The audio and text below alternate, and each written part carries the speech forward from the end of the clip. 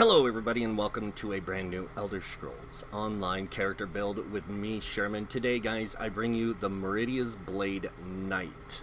Now before I get started, disclaimer, this is a roleplay, casual play build. This is not meant for meta play. Now that that's out of the way, what are the Meridia's Blade Knight? Well, they are Templar Knights that are from an order that was created by a high elf that became a guardian of Meridia at one time.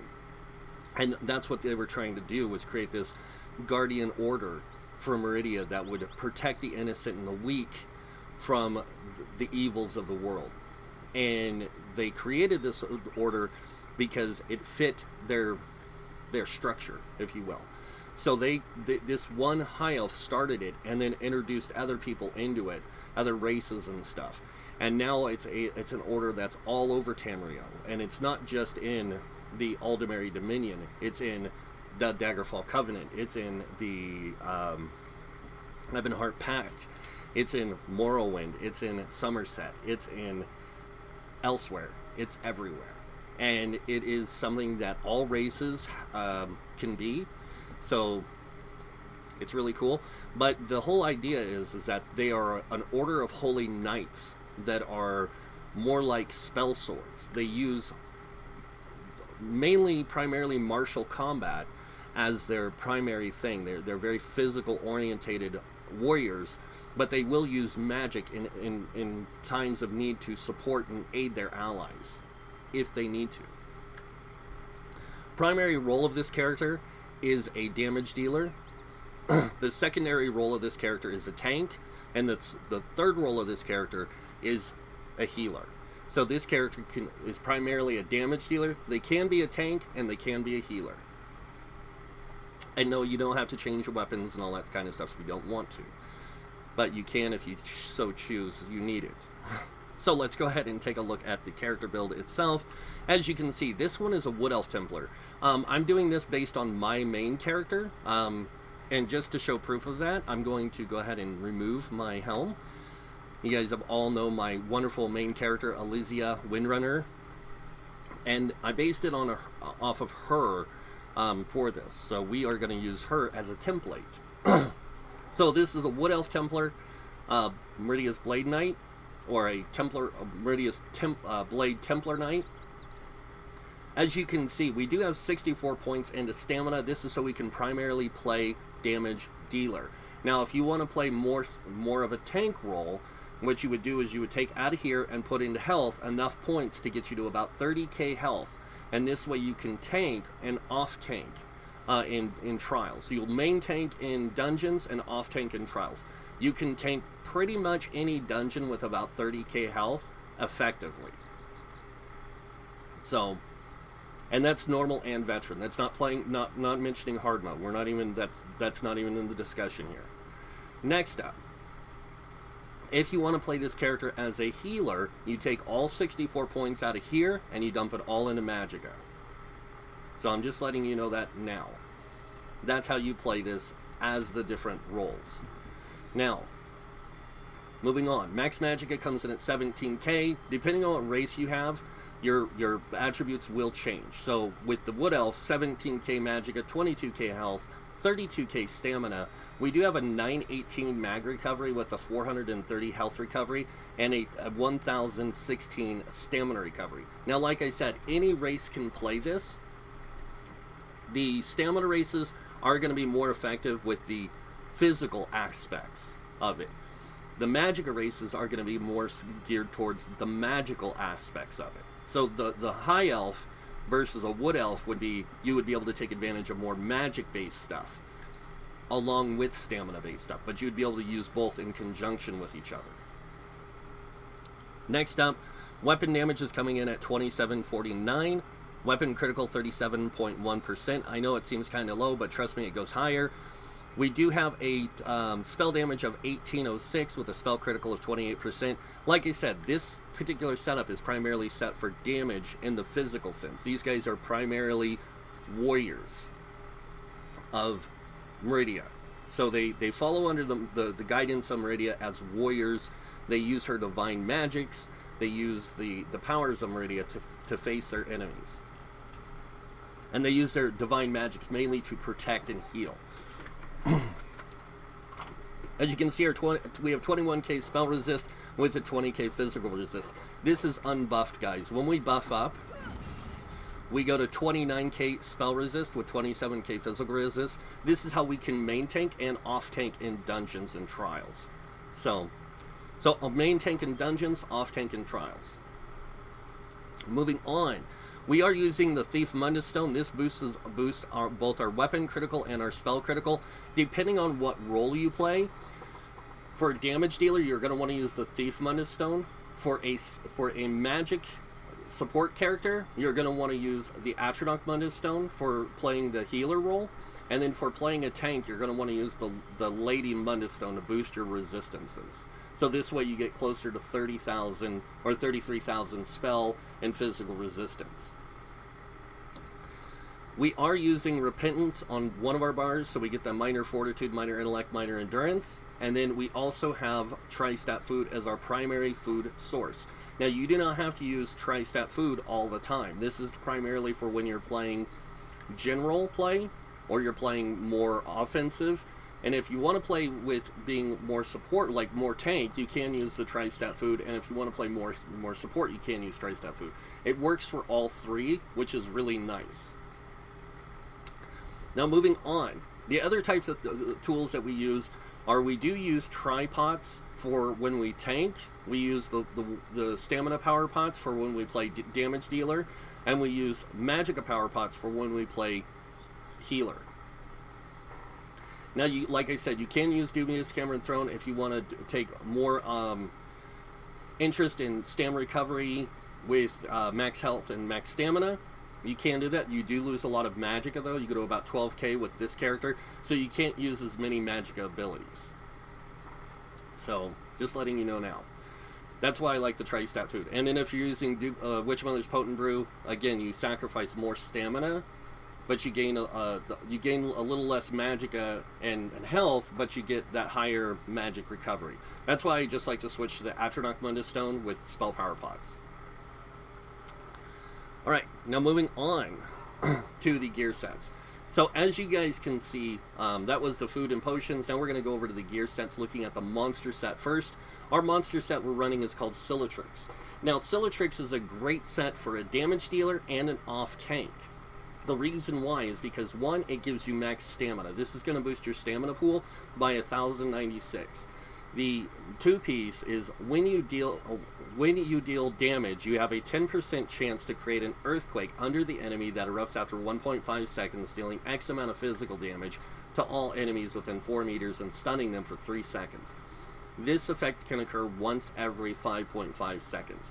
Now, the story behind them using this set is that whenever they use their weapons in combat, they use so much divine energy. When they swing, it causes the ground around them to shake, because they use so much divine force in their swings. So that's what this represents. The next set they use is, because they are such skilled warriors with the sword, they have Night Mother's Gaze. Now this is 2-piece weapon critical, 3-piece weapon damage, 4-piece weapon critical, and then the 5-piece. When you deal critical damage, you apply major fracture to the enemy, reducing their physical resistance by 5,280 for 6 seconds. Now, the reason why I say there is it makes them more experienced with the sword is because using a sword, they can use it to get under armor pieces and pop it out and break it. So this way, you get that opening to where you can strike the enemy better. So it's basically, they're such trained swordsmen that they can use that power that they have to basically break the enemy's armor so they can get in and get better hits. The next set we use is called Nightmare Set. Now all these sets, I'm gonna tell you real quick. So this drops in Arx Cranium.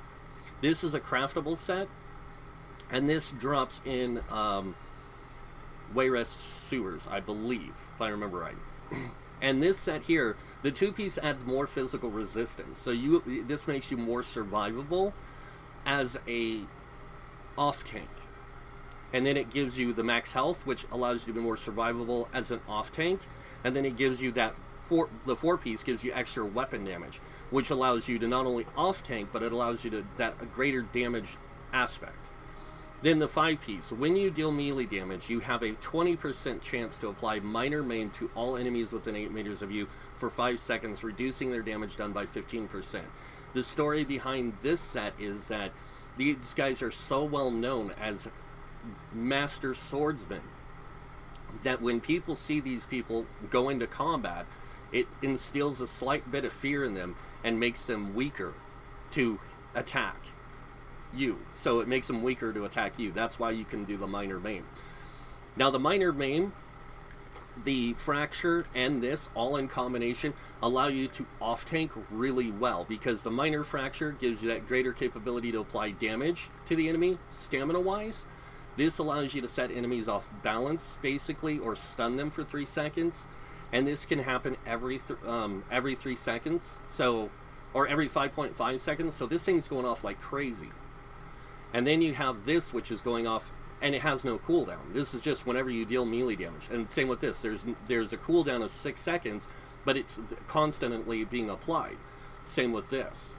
This is only every 5.5 seconds, and it's getting reapplied. So all this stuff is constantly being applied all the time. This is what makes you a very skilled off tank, but also makes you a very effective warrior in combat, because you have all these tools that you can use to, like I said, bring people to their knees and make the evil suffer, if you will.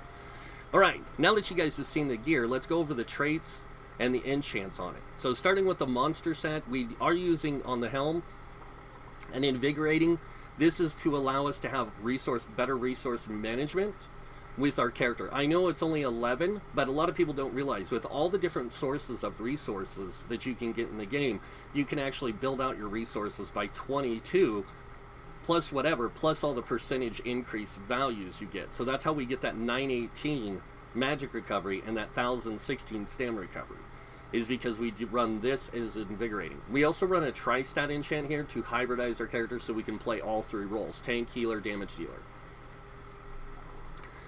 Next up, on the body, we are using reinforced chest. This is to boost our resistances with our heavy armor, and the chest piece is always going to be the best one to do that with. Now we are using 5 pieces of heavy armor here. I will show you where those are located when we get done. With doing the traits here and the enchants. But we are using a tri-set again to hybridize. Next up, we do have the leggings with invigorating as well, and this is also with the tri-stat. This is so we can hybridize, and then the invigorating is there to help us with resource management. Now moving on to the smaller pieces, we are using 4 divines pieces on the shoulders, the gloves, the belt, and the boots, and this is so we can maximize the use of our Mundus stones to give us greater capability in using them towards our advantage. So like using the Thief Mundus Stone, increase crit. Using the Lady Mundus Stone increases our resistances. And with these 4 pieces, we boost all that stuff. And then with the Atronach, we boost our magic recovery. Now, moving on to the jewelry. But before I do, where are the light and medium in this? The light is in the belt, and the medium is in the helm. The rest of it is 5 pieces of heavy armor. So this is a 5-piece heavy armor setup. Now moving on to the jewelry, we are running 2 tri-runes on the rings. This is to help us hybridize our character so we can play a tank, healer, or damage dealer. And then also we have 2 weapon damage here so we can boost our physical damage output. Remember, knights are primarily spell swords, so they use magic, but not as much as they use physical. So they're more tendency towards the physical side, where a paladin will be more magical based and more physical based. They will be a mix of 2. So that's why we play this way, with the 2 tri-runes and the weapon damage. Now, our necklace is infused with a magic recovery, and this is so we have that easier magic of resource management. Now, moving on to our other stuff here, starting with the 2-handed, we do have the Great Sword of Nightmare, Nirnhoned. Now, if you don't have Nirnhoned, you can use Sharpened. That will be a good option here. And then we use an absorb stamina enchant. This allows us to do more physical damage, but also to give us stamina back, so we have an easier time managing our resources. And since it's a big enchant, or a big weapon, we actually get a larger power, strength out of the enchant. So we actually get more physical damage out of it and more return of resources. Now, moving on to the bow. The bow we use is a nightmare bow infused with a weapon damage enchant. A weapon and spell damage enchant. The main reason why we do this is so this way we can take advantage of having that higher weapon damage, but also the spell damage for when we want to use magic incorporated. Like I said, this is built with a high elf in mind originally. So the idea is with the high elf's higher spell damage, you actually can take advantage of that along with that high weapon damage. So you can utilize both.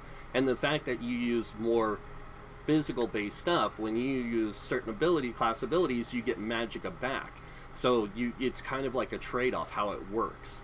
And if you do this with the high elf, your stam recovery is going to be lower. It's going to be about 900 or 800 and something, but that's fine. Don't worry about it, because you're going to be doing a lot of heavy attacks too. So you're going to be drawing in resources, and since you're wearing the 5 heavy, you can take advantage of that.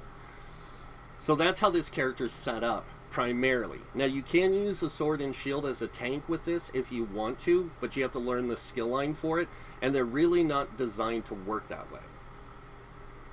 Alright, moving on to the skills. Excuse me.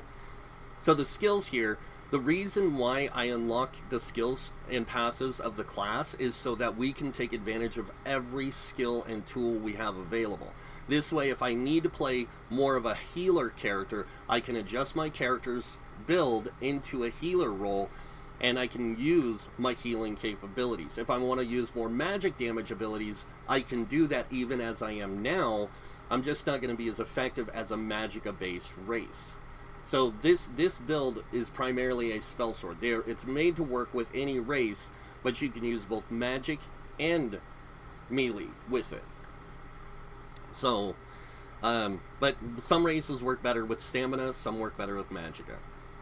And then the Adric Spear passives, make sure you get all the passives. They are going to play into your character in the long run, so you can take advantage of the damage aspects of it. Just a reminder, the reason why we use a two-handed sword is Balanced Warrior. Increases your weapon damage by 6%.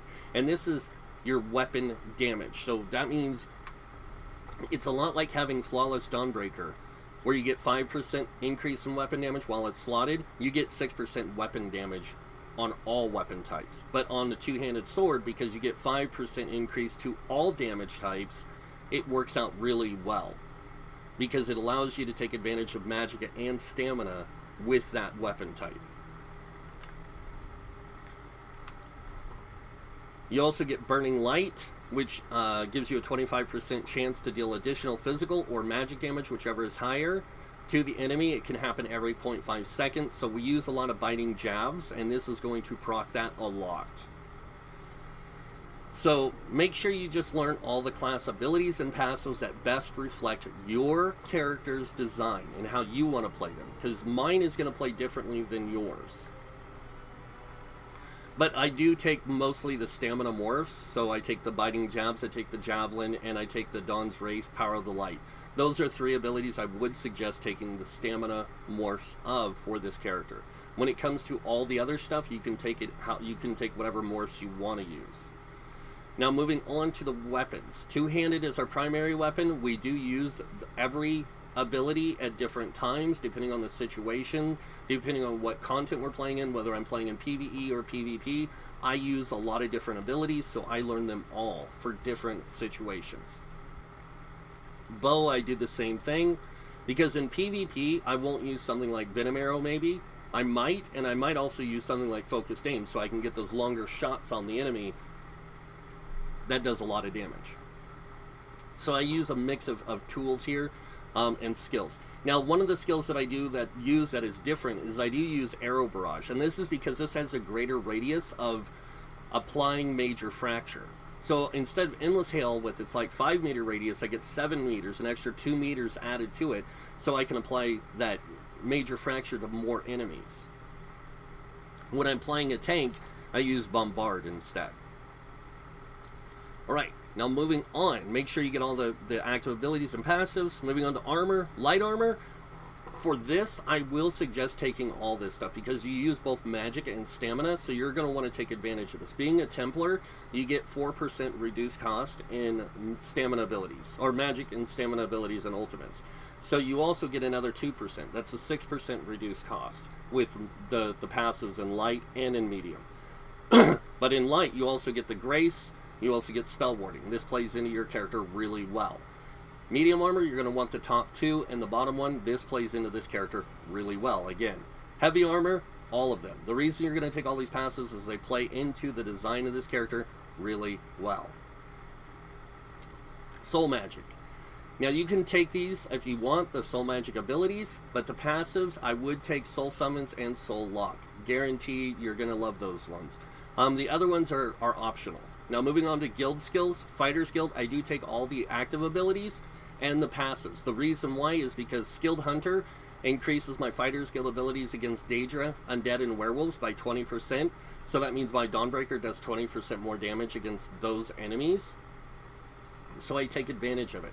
And when I'm tanking, my Silverleaf also does more damage against those enemies. And also, anytime you have any of these abilities slotted, you get 3% weapon damage increase. So right now you can see I have a 3%, but I also get another 5 here. So I have an 8% plus 6% for being a Templar.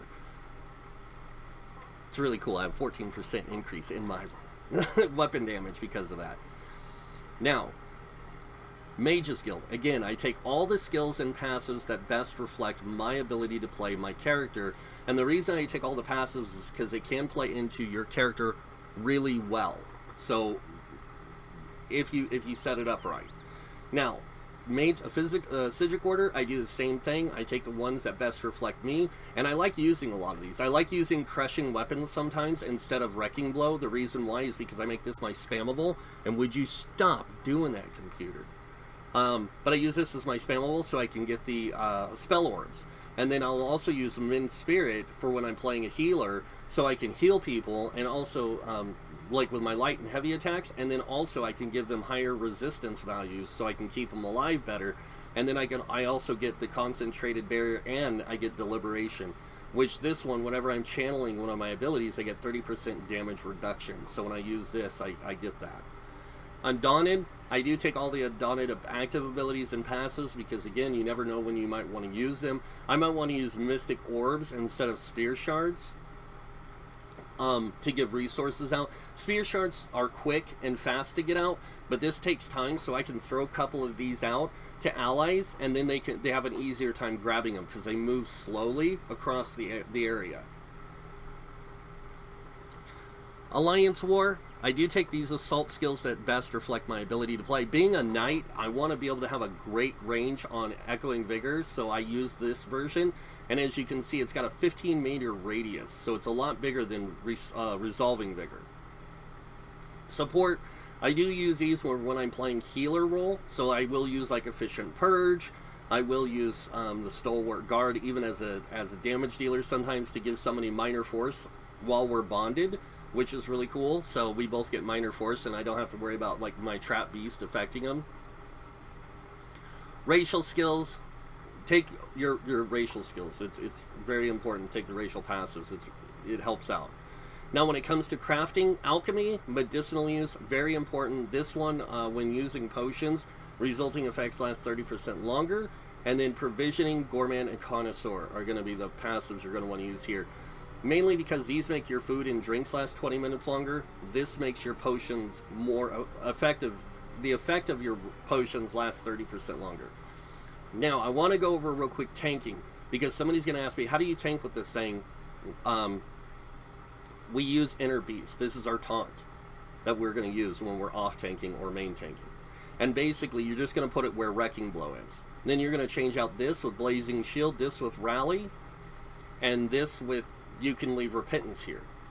And then on the back bar, you're going to change out this Rearming Trap with the Fighter's Guild, the Leash, and then you're going to change out this with Bombard from the bow, and this you're going to leave, but you're going to move this over to where this is. And the reason why is because you're going to be using another class ability called from the Restoring Light called Ritual of Retribution to offer another group heal to your allies, a synergy, and then also it does damage based on your highest attribute. So it would be your physical damage. So this is a way that you can help support your allies while you're tanking. And that's how I would set this up for tanking. For healer, that's really up to the player. You have all these abilities here, plus you have the Physic Order heal that you can use. So just letting you know, you can play healer with this because you have 1, 2, 3, 4 heals that you can use, 5 if you use the ultimate, and then 6 if you count in the Physic Order, 7 if you count in Sanguine Altar. So you have a lot of heals. Your choice in how you want to use them. But yeah, it works out really well. But now we're going to go over the skills on the bar, starting with the first skill. The first skill we use primarily when we're damage dealing is going to be Wrecking Blow. And we start with this on the front bar. The reason why is because we're going to do Wrecking Blow and then a light attack. Our light attack is going to get empowered for 5 seconds, increasing our damage done with the next light attack by 40%. So we're going to do that. Then we're going to throw light attack and then Brawler. The reason we're using Brawler cleaves through multiple enemies, and it can help you keep Fracture applied through trash. On top of that, you gain a damage shield that absorbs X amount of damage for 6 seconds. Each enemy hit increases the damage shield strength by 50%. This is how we can stay alive being a damage dealer. We're using the divine powers, again, to give us a shield to protect ourselves. Next, we have Biting Jabs. This does X amount of damage over time, or upfront, X amount of damage over the 1 second cast time. And then the final strike reduces movement speed of enemies by 70% for 2 seconds. And then activating this ability grants you Major Savagery, increasing your weapon critical rating by 2191 for 8 seconds. Next ability we have is Executioner Strike, and we have this here because it does X amount of damage to the enemy, but it does it 350% more damage to enemies below 50% health. Now, we don't start using this in the rotation until we get the enemy below 50% health. Once they get there, this goes into our rotation. We use this, and then light attack, Biting Jabs. And then Biting Jabs again. And then we do that until we do Biting Jabs, light attack, Executioner Strike, light attack, Biting Jabs, light attack, Executioner Strike. And we do that in combination. So we do Executioner Strike, Biting Jabs, Executioner Strike, swap bars, do the back bar rotation, and then come back here. We do that again when they're below 50% health. Next up, Repentance. This one is really cool because you can heal yourself for any corpses nearby. You can consume their souls and it'll heal you for X amount of health, and it'll restore stamina, or heal you and your allies within 12 meters of you, and then it'll restore 3,000 stamina for each corpse you siphon from. It's a really nice way to keep your resources managed. On top of that, you gain minor fortitude, minor endurance, and minor intellect, increasing health, stamina, and magic recovery by 10%. Now I'm going to show you something else after I get done showing the ultimate. Flawless Dawnbreaker is our ultimate. This does, we use Meridia's Sacred Sword and dispense the Retribution, dealing X amount of physical damage up front, X amount of physical damage over 6 seconds, and then while it's slotted, we get 5% extra weapon damage. So it really plays well into the Templar with that 5% while it's slotted, because we also get the 6% weapon damage here. So we get 11% increase in weapon damage from both of these, plus another 3%. We get 14% increased weapon damage on top of the 20% from Major Brutality. So we get a 34% increase in weapon damage. So this thing's got some insane damage output. Now, moving on. One of the things that I like to do here sometimes is when I'm playing this character, even as a damage dealer, I will put Blazing Spear in place of Brawler and move Brawler over. And I will move Executioner Strike out, and I will grab the Dawn's Wraith ability, this, here. And I'll do that. Or I'll put Vampire's Bane here. And the reason I do Vampire's Bane is Vampire's Bane will give me Major Prophecy for 14 seconds. So it increases my spell damage capabilities, and I will use the Radiant Glory as my ultimate, or as my execute instead. So I'll do this, light attack, biting jabs, because I'll go in order. I'll do this, light attack after, this, light attack after, this, light attack after, and then do this, and then go back and do one more biting, light attack and then biting jabs, then I'll swap bars. And that's something else I like to do with this character setup because it works so well. And especially if you're a high elf, because you get the higher spell damage. So, all right, now that I've shown you the front bar skills, we're going to go over the back bar. Starting here, rearming trap. We have this as our first back bar ability. This one, you throw out a trap after 1.5 seconds. It sets, and then it'll trigger. It'll do X amount of damage, and then X amount of damage over 6 seconds. Also immobilizing the enemy for 6 seconds if they can be immobilized. It also grants you minor force, increasing critical damage by 10%. And then after being triggered, the trap resets and can be triggered one more time. So after it goes through its 6-second duration, it'll reset and then trigger again. Next up, we have Venom Arrow. This does damage up front, damage over time, and then if an enemy hit is casting an ability, they are interrupted, sent off balance, and stunned for 3 seconds. Next ability we have is Arrow Barrage. Now, somebody asked me the other day, why would you switch to Arrow Barrage? Well, one, it's got a 7-meter radius to the 5-meter radius of Endless Hail. So this allows me to keep Major Fracture applied in a bigger area of effect. So this is why I use it. It also lasts for 8 seconds, dealing X amount of damage every 0.5 seconds for those 8 seconds. Next ability we have is Power of the Light. Now this one, basically you throw a beam of sunlight at the enemy and it does X amount of physical damage to them up front, and then it copies all their damage they take for 6 seconds, releasing 20% of that as additional physical damage for a maximum total of X amount of damage. Now the target is also afflicted with minor fracture and minor breach, reducing their spell and physical resistance by 1320 for 9 seconds. This is another reason why this works out so well for you. Next up, we do have Restoring Focus. Now this is really cool because this one gives you Major Ward and Major Resolve, increasing spell and physical resist by 5,280 for 20 seconds. Now, you also gain 240 stamina every second it's up. So for 20 seconds, you get 240 stamina per second. That comes out to 4,800 stamina over 20 seconds.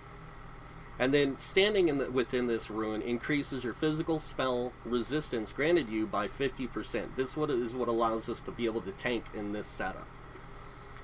Now, next up, you can this is just optional here.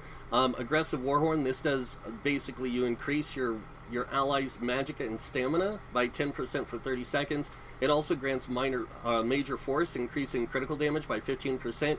If you want to use a different ability here, you can use the Adric Spear ability, Empowering Sweep. This is a very nice ability because it does X amount of damage up front and X amount of damage every 2 seconds for 6 seconds. And then the duration is extended 2 seconds for each enemy hit. So if you hit a big crowd of enemies, that duration of damage over time extends. And then you also get Empower at the end, which increases the damage of your next light attack by 40%. So we can use this on the back bar, do our full rotation, drop this, and then swap to the front bar. That means our light attack right before we do Wrecking Blow is going to be empowered. We're going to do Wrecking Blow, which is going to empower our next light attack, which leads us into the rest of our rotation. So that's a nice combination there that you can do. So I'm going to go ahead and set that one up here. All right.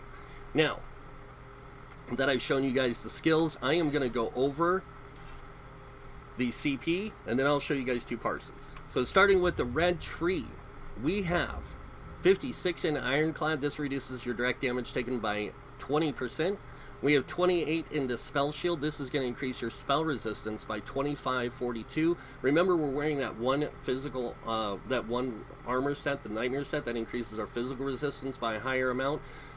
The Templar has natural magic resistance built into their passives, so this, you want to kind of balance them out. So that's why we have 28 points in here. We have 31 into Thick Skin, reducing your damage taken from damage over time effects by 13%. 43 into Hardy, reducing your damage taken from physical, poison, disease damage by 10%. 43 into Elemental Defender, reducing your damage taken from Flame, Frost, Shock, and Magic damage by 10%. And then we have 40 into Bastion. This increases the effectiveness of your damage shields by 16%. 19 into Quick Recovery, increasing your healing received by 5%. 10 into Heavy Armor Focus, increasing your physical resistance by 1,000. 3 for wearing 5 pieces of heavy armor. Moving on, we have 40 into Warlord, reducing your break free costs by 16%. 16 into Sprinter, reducing your cost of sprint by 10%. 16 into Bashing Focus, reducing your bash cost by 10%. And then moving on over here, we have 75 into Mooncalf, increasing your stam recovery by 14%. 43 into Tenacity, increasing your magic and stamina of your fully charged heavy attacks return by 10%. When you're playing this as a damage dealer, or even as a tank, your heavy attacks, because you're wearing 5 pieces of heavy armor, you get 25% back. This gives you 35%. When you add that to the base 30%, you actually get a 65% increase of resource return. Moving on, we have 40 into Tumbling, reducing our dodge roll cost by 16%. We have 40 into Shadow Ward, reducing our block cost by 16%. So we can dodge roll and block still with reduced cost. And then moving on, over here, we have 43 into Blessed. Now this, you increase your healing done by 10%. Now if you are going to play this, let me get through this and I'll show you guys how you can set this for the support side. So there's that. Moving on, we have 35 into Physical Weapon Expert. This increases your light and heavy attacks with two-handed, one-handed shield, one-handed and shield, dual-wield bows, and werewolf form by 20%. 40 into Mastered Arms, increasing your damage done with direct damage by 16%. And then we have 56 into Mighty, increasing your physical, poison, disease damage done by 12%. 56 into Precise Strikes, increasing your critical damage and critical healing done by 20%. And 40 into Thaumaturge, to increase your damage done with damage over time effects by 16%. Now, as I was saying, if you wanted to play this as a healer, what you would do is you would drop this to 20, this to 23, this to 43, this you would leave alone, and you would take this up to 23 and this up to 43, and that's it. And you could play this effectively as a healer and be fine. For tank and damage dealer, leave it as is, because you don't need to change anything. And that is the CP for the Meridia's Blade. Now we are going to go back and turn our hat on, or put our hat back on, and now I'm going to show you some parsing. So we're going to go ahead and just do the stamina power pots, and what we're going to do is we're just going to run through the full parse here. So we're going to do our, you're going to want to get this up first, potion, and then do your rotation.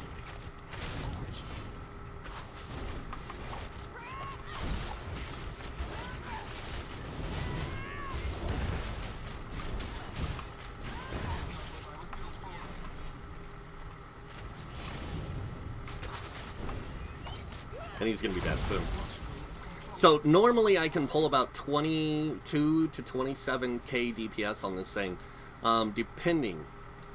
So I'm going to let this reset. It's going to automatically reset. I'm just going to go right back into my rotation here and just show you guys the full potential of this thing. Because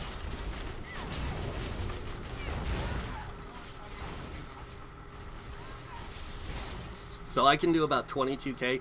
I have gotten up to about 25 to 28k with this thing on that target skeleton. So it just depends on how well you can do the rotation. Now, we're going to go over here, we're going to do a quick parse on this thing. Now, this would be like if you were playing in an organized group with every buff and debuff applied to this guy, applied to the boss. So, starting with, again, our buff or our resistances and stuff. Then we are going to do our potion.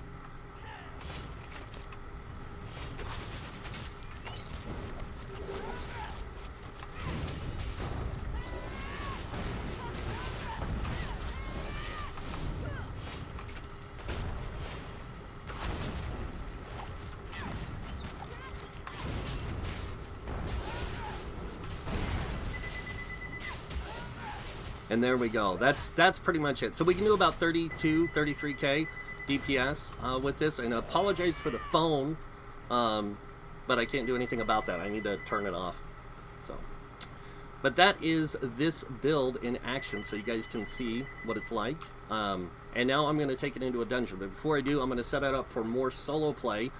So we're going to do this, and then we're going to do this and get rid of that, and we're going to put our wonderful two-handed ability Rally there.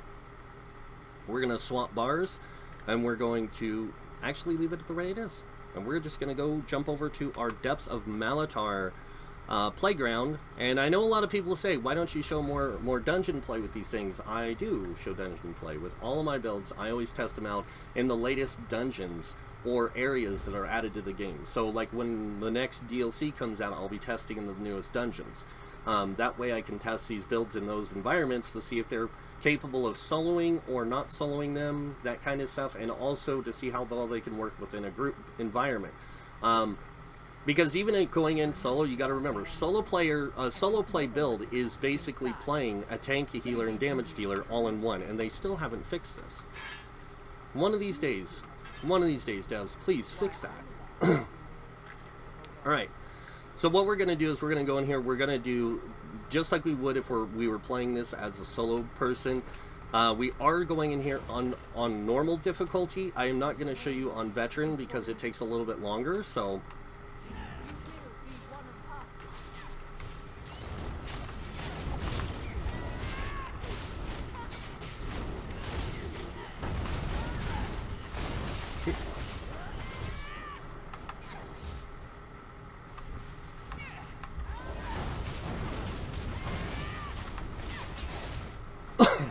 There we go.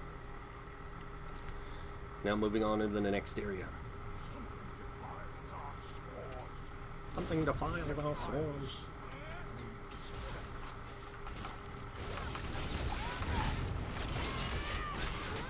These guys deserve a Dawnbreaker.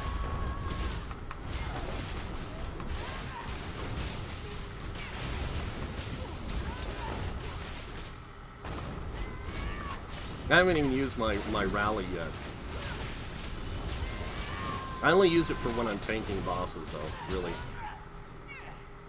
Alright, and let's go ahead and get some resources back before we move on. Thank you. Needed that. Because I'm going in here to fight this ugly boss guy. And I saw him going creeping back there. We're going to just go around this way and we're going to tank him up right here.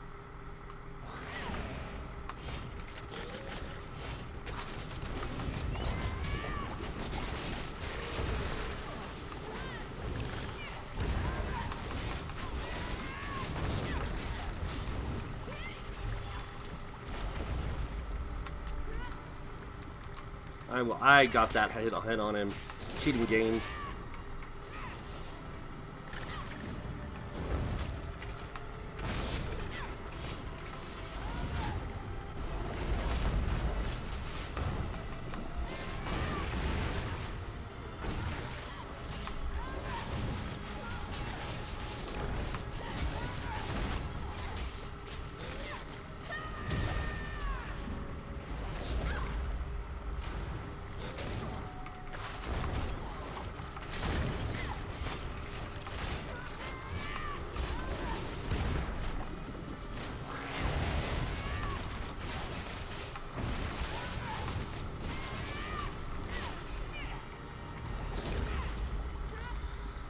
Get a heavy attack off, get some resources back while we wait for our potion to recuperate. This. Oh, he went into hiding, guys. Look at that. What a chicken. Alright, now I gotta wait for Rally to wear off, which is super long. Here we go. Now I should start taking some damage. But I have really high resistances, so it's like...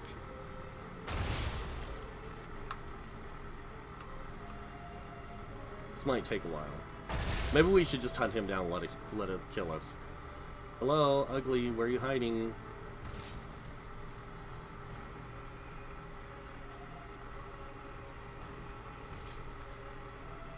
Oh my god.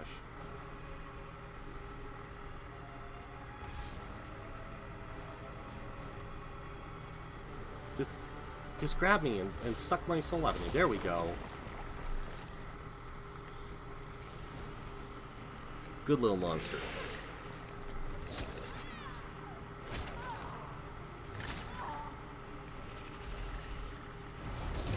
There we go. But that, my friends, is the Meridia's Blade Knight. This build can solo play, it can play as a tank, a healer, and a damage dealer. Primary role is damage dealer. So as you guys can see, this thing is a beast, and it is awesome, and I love this build. It's probably one of my favorite builds I made recently. But yeah, that's pretty much it. So let me know what you guys think. And that leads us to the next part, and you guys know what that means. If you like this video, go ahead and hit that like button. If you guys want to see more videos by me, you can subscribe. Other than that, I want to thank you all for watching. Until next time, have a wonderful day, and this guy might see you in game. Bye!